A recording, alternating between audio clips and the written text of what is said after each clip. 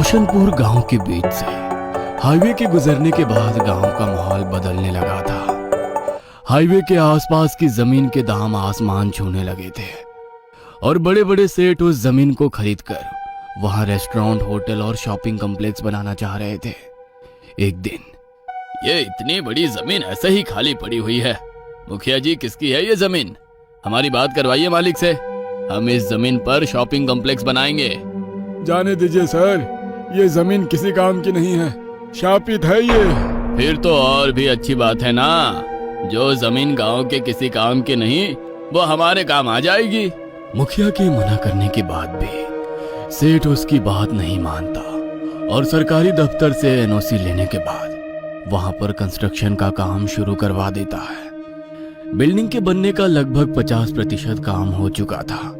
Site पर काफी सारे मजदूर काम करते थे, लेकिन जैसे ही रात हो जाती सब अपने अपने घर को लौट जाते और साइट पर बस चौकीदार राम सिंह ही बचता। रात के तकरीबन 9:30 बजे का समय था।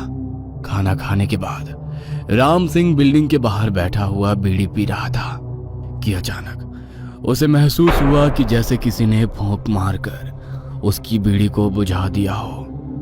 राम सिंह ने चौंक कर इधर उधर देखा, लेकिन वहां पर उसे कोई भी नजर नहीं आया। राम सिंह ने अपना वहम समझकर बात को टाल दिया और एक बार फिर से बीड़ी सुलगाने लगा। इस बार बीड़ी सुलग चुकी थी और राम सिंह कुर्सी पर बैठकर बीड़ी के कश लेने लगा था। एक बार फिर से उसे महसूस हुआ जैसे किसी ने बीड़ी उसके मुंह से छीनकर दूर फेंक दी है।